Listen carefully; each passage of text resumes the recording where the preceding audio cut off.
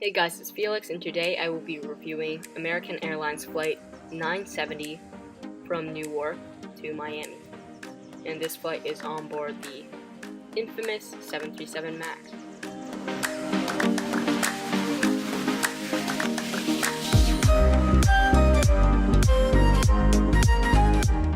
So the 737 MAX is a brand new version of the classic plane, and American has hundreds of this type on order.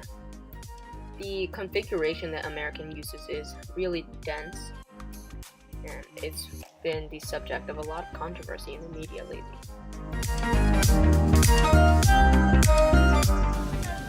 So the first problem with this plane is how long it takes to board.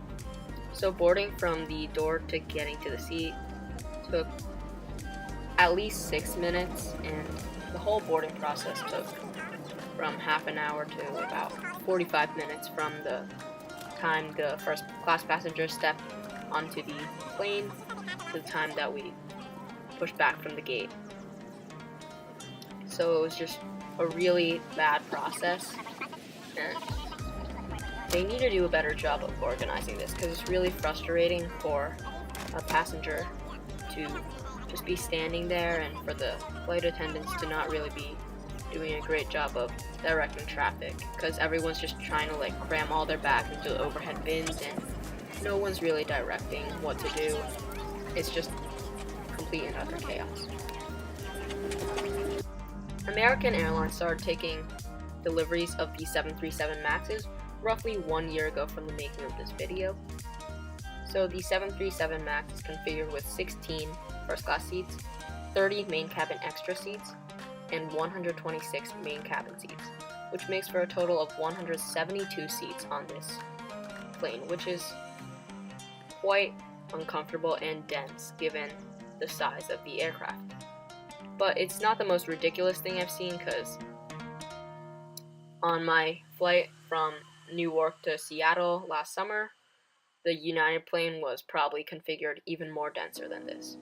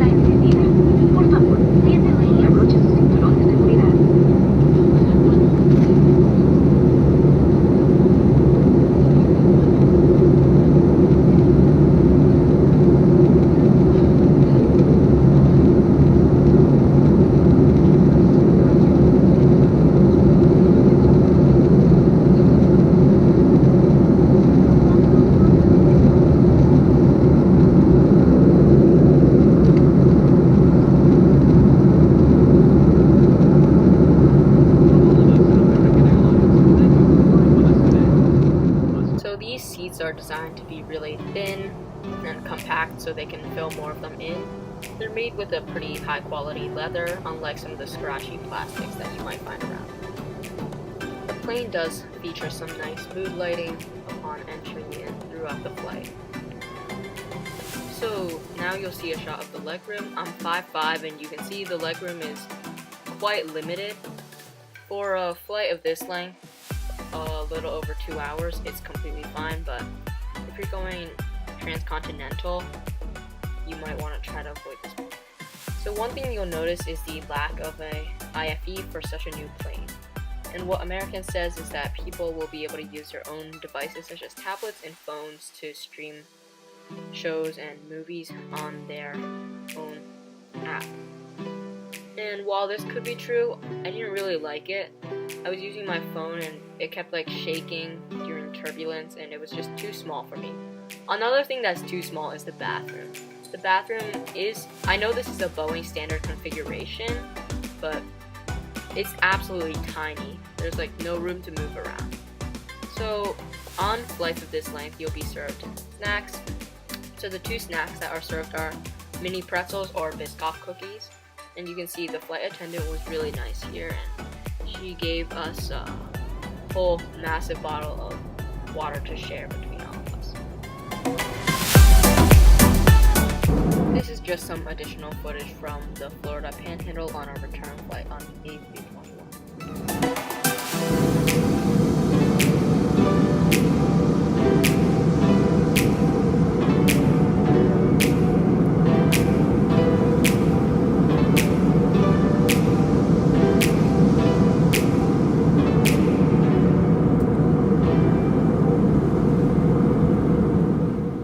As we begin our descent into Miami, let's wrap things up. So overall, the flight was not too bad. The service was pretty good, the flight attendants were friendly enough, and there was some snacks and some beverages, so not too bad. There was service, and the flight attendants did show their heads. But more than anything, let's talk about the plane. So the plane is new, you can smell it, you can feel it, and that's quite a nice feeling to have, but I don't think these planes will fare well as they age. The legroom is not very much. It is more than the United 737, but it's still very limited compared to what you'll find on some better airlines or older aircraft. My biggest complaint on this aircraft is the bathroom, however. Even though it is the Boeing standard model for a bathroom on the 737 MAX, it is tiny. It's so hard to even turn your body around. The sink is absolutely just, it's like a bowl. It's like a small soup bowl of water, and if you try to wash your hands, all the water's just going to splash out onto the floor, onto your body. Another minor complaint, I guess, is the IFE or the lack thereof. I like being able to see things such as an interactive in-flight map and such, and I was able to do this on my A321 return flight. Even though that plane was only 2 years old, it had so many more features on the IFE and a much larger library of movies, shows, and games. So that's a lot superior to the product that the Boeing offers, which is essentially use your phone and make do with what they have on their app, which doesn't provide you with things such as what I stated, like the interactive map. Overall, I wouldn't go out of my way to avoid this plane, but if the flight was over 5 hours, I would consider looking around for other options. If you're taller or someone who just wants more space, I would consider looking for different ways to fly or travel, because this plane is definitely not going to offer you a comfortable experience. But that's just the way that the flying industry works these days, and that's how American Airlines is functioning. So that's all for me. Bye guys, and enjoy the rest of the footage.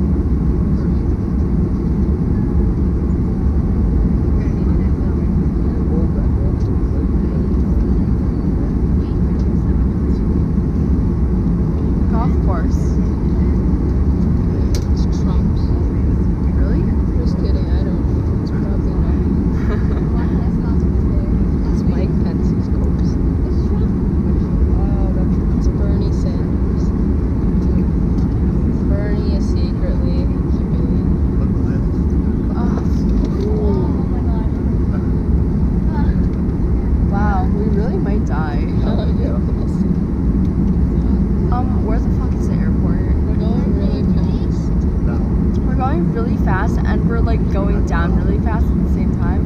And I don't know where the airport is, but I'm really not like looking into dying right now. Actually, I mean, like, it would be kind of cool on the way home, but like not right now. Also, we're going at a diagonal compared to like,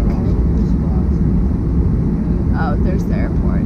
There's palm trees. Okay, but like we're still going diagonally. Why are we going diagonally? Everything's straight. Are you fucking kidding me? Never mind. It's right here. I mean, crash landing.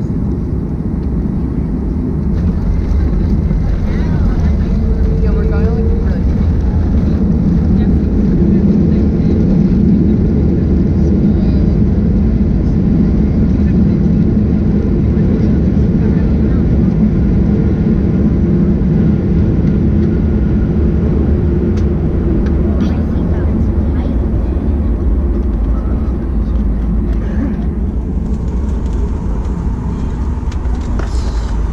Ladies and gentlemen, welcome to Miami. The local time here is 11:19